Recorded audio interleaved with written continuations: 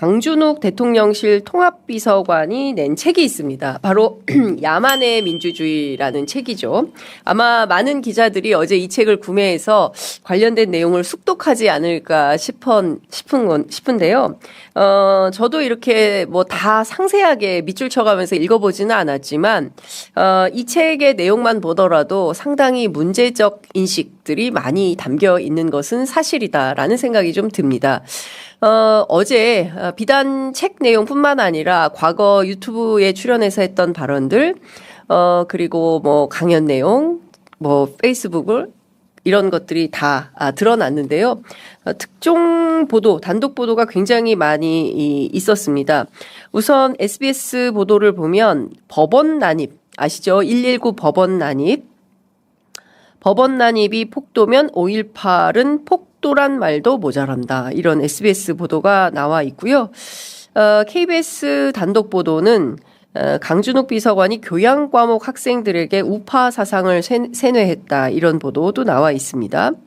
그리고 KBS 또 다른 단독 보도인데요. 도박, 성매매 누구에게도 피해 주지 않는다. 음주운전도 마찬가지다. 요거는 책에 나와 있는 내용입니다. 그리고 세계일보 단독 보도를 보면, 강제동원에 대해서도 옹호를 했다. 내용이 어떤 거냐면, 나는 식민지 근대화론을 믿고 있고, 강제징용이라는 것을 믿지 않는다라는 주장을 한 거죠.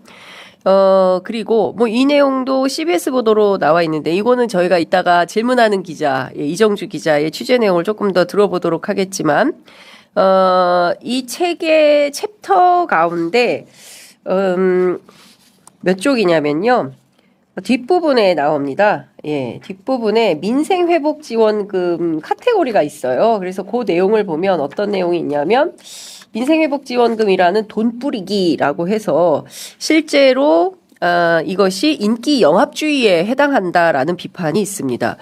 그러니까 전반적으로 이분이 갖고 있는 사상과 정치 철학과 역사 인식을 종합해보면 극우적 시각을 갖고 있다. 이렇게 볼 수가 있어요. 근데 저는 이 책에서 제일 마지막 대목이 상당히 좀 문제적이다라는 생각이 좀 들었는데, 이 책을 보면 318쪽 제일 마지막 줄에 어떤 내용이 나오냐면, 비록 모두가 동의하지 못한 행동이었다 해도 윤석열이 터뜨린 작은 희망의 불꽃이 식어버리지 않기를 바란다.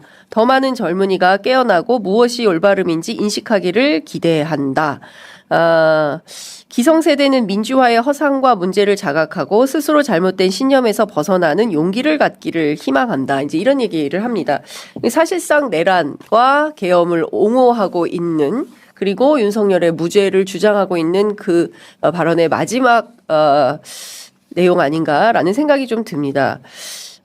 실제로 이런 글을 썼고 이런 인식을 갖고 있는 사람을 대통령실의 통합비서관에 누가 추천했는가는 저희가 오후에 취재했을 땐 저희가 제일 빨랐지만 그 사이에 밤 사이에 많은 언론들이 단독 보도를 했죠.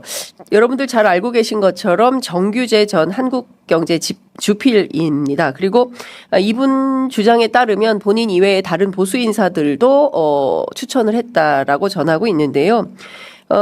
최근에 이재명 대통령과 직접 오찬 회동을 가진 핵심 보수 인사 가운데 조갑재 대표 있지 않습니까? 제가 어제 조갑재 대표에게도 직접 전화 취재를 했습니다. 그랬더니 나는 강준욱이라는 사람을 잘 모른다. 따라서 누가 추천했는지도 모른다. 나는 그와 관련해서 아는 바가 없다. 따라서 취재에 응할 수도 없다. 이제 이런 입장을 밝혔는데요.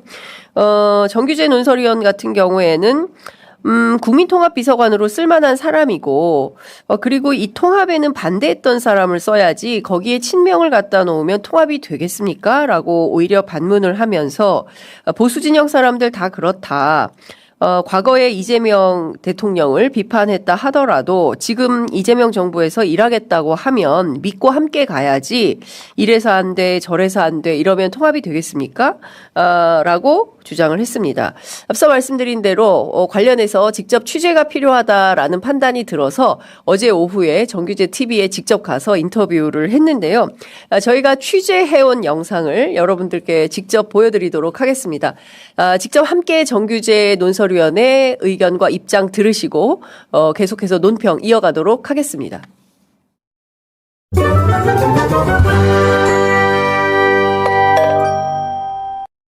여러 가지 고려를 해서 이재명 대통령을 도와드리겠다 하고 들어간 분인데 네. 그걸 가지고 너 옛날에 생각이 이랬잖아 하고 너 나가 그러면 통합이라는 이름이 참으로 무색하게 되잖아요. 뭐 한겨레를 포함해서 많은 언론들이 지적하는 문제는 첫 번째 계엄을 옹호하고 두 번째 지금 옹호하는지 한번 물어보세요.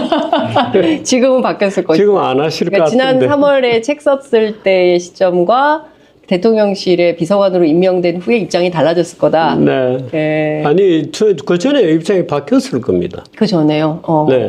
인사검증 과정에서 이런 얘기들이 다 검증됐다고 알고 계십니까? 글쎄요, 그거는 보수에서 사람을 필요했기 때문에 예. 보수 쪽에 있는 사람에 대해서 예. 너 무슨 생각을 해왔니라고 검증하는 것도 웃기는 거죠. 3월달에 책이 나오고 그 뒤에 대통령이 이제 탄핵이 되고 네네. 쭉 절차들이 있었잖아요. 네. 선거가 있고 이재명 대통령이 선출되시고 예. 뭐 이런 과정을 거쳤으니까 그 사이에 생각이 아마 바뀌었을 겁니다. 그러니까 본인이 흔쾌히 예. 이 대통령을 도와서 일을 하겠다고 들어가신 건데 그걸 지난 3월 달 또는 그 훨씬 이전에 쓰여진 원고를 가지고 네네. 너 자식 나쁜 자식이다 이렇게 판단하면 저는 그거 이상한 건데 예. 이상한데 이렇게 생각하는데요. 비서관이라는 자리는 네.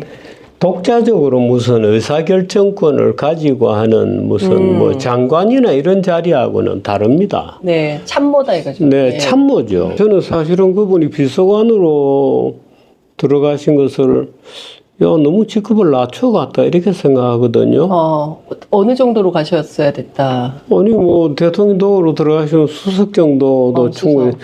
동국대학교 네. 교수를 하셨고 또 불교계를 좀 아시고 하니까 네네. 또 그분이 굉장히 성실하신 분이에요. 대표님께서 추천하셨습니까? 아니 여러 사람이 추천했을 여러 사람이. 겁니다. 저도 뭐 그분은 훌륭한 분이고 예, 예. 성실하신 분이라고 예. 늘 생각을 해왔죠. 네. 제가 오늘 대통령실 취재한 바에 따르면 대통령께서는 이런 자리가 반드시 필요하다. 보수의 어떤 분께 이 통합의 과제와 의제를 좀 부탁드려서 맡겨서 예. 정말 이렇게 극단적으로 갈라지지 말고 서로를 이해하면서 좀 함께 어우러지는 이런 역할을 좀 맡기고 싶었다라는 것이고 여권에서 막 반대해서 경우에 따라서 이분이 이렇게 해임되거나 이렇게 되면 비슷한 분을 또 찾아야 될 텐데 그게 난감하다. 이제 없죠. 못하죠. 이제 없다. 예. 이제는 거기 가면 저격한다 말이야. 총 맞아 죽는다. 그래 누가 하겠습니까? 그럼 이재명 대통령이 정말 국민 통합을 위해서 보수에서 사람을 좀 써보자. 네. 그 보수는 웃기지 못 쓴다 이런 얘기잖아요. 근데 이제 원칙 있는 통합 또 원칙 있는 연대 이런 게 필요한데 비상개혁을 옹호했던 분은 너무 선을 넘은 거 아니냐. 지금 물어보시래. 지금은 완전히 달라졌다. 아닐 거다. 이게. 어떤 방향의 통합이 필요하다고 생각하십니까? 우선 서로가 알아야 됩니다. 서로가. 근데 예. 서로가 모르죠. 말도 안 섞잖아요. 보수와 진보가 말 섞습니까? 진영이 서로 다른 국민들의 얼굴을 봐서 편안하겠습니까? 그렇죠. 굉장히 불편하죠. 맞습니다. 근데 언제까지 이런 상황을 가져갈 거예요? 예. 강준욱 비서관이 얼굴을 이제 좀 섞듯이 네네. 우리들도 좀 섞자 얼굴을. 얼굴을 섞자. 얼굴을 쳐다보지도 못하잖아요. 서로 멱살 잡으려고 그러고 예. 저쪽 진영이 뭘 하고 왜 그런 생각을 하는지조차도 이해를 못하잖아요. 강준욱 교수 같은 경우에도 이제 그런 과정을 거쳐서 이제 청와대 가서 여러 가지 이제 실무적인 심부름을 열심히 하겠다는데 그분들 너는 보수다고 하나의 그야말로 이데올로기를 씹어가지고 예. 제거해버리면 그나마 이 화합할 수 있는 통합할 수 있는 서로가 알기라도 해야 될 거 아니에요. 서로가 알기라도 해야 공존이라도 하죠. 예. 근데 이런 적대감을 그대로 언론들이 연장하는 선에서 넌 안 되라고 손가락질을 해버리면 이제 우리는 기회조차도 못 가지게 돼. 대통령실에서 인사조치를 한다? 도대체 그 인사의 목적은 뭐죠? 저는 좀 우스꽝스러운 해프닝이다. 또 그야말로 이 통합이라고 하는 의지를 꺾는 과정이 된다. 굉장히 좋지 않은 선례다. 기존의 적대적 감정을 가지고 언론들이 말하자면 여전히 공격적인 구획 기준 선을 정해서 네. 네 편, 내 편을 구분하는 낡은 이데올로기적 창끝을 가지고 있구나. 그렇게밖에 안 될걸요. 근데 왜 우리가 이재명 대통령이 그런 선택을 요구해야 되죠? 저는 언론들이 잘못 관성의 어떤 관행의 노예라고 봅니다. 그래서 부디 그런 일이 없기를 바랍니다. 네. 어떻게 보셨습니까? 여러분들은 생각이 어떠십니까? 댓글창에는 상당히 비판이 많이 올라오고 있습니다. 저런 망언들을 했는데 성실하고 훌륭한 사람이라고? 예, 극우와 보수를 구분할 능력을 좀 가져야 되는 것은 아닌가. 계엄을 옹호하고 일제 식민 지배를 미화하고 찬양하는 게 보수입니까? 이건 극우다. 이렇게 규정을 하고 계십니다. 정말 기가 막히다. 통합할 사람이 따로 있지. 내란 청산 못하게 하려고 하는 건가? 뭐 이런 글들을 많이 올려주시고 계십니다. 관련해서 제가 대통령실 취재를 했습니다. 대통령실은 어떤 입장인지 궁금해서 제가 대통령실의 고위 관계자와 통화를 했는데요. 이 관계자는 초반에는 자진 사퇴 가능성이 높다.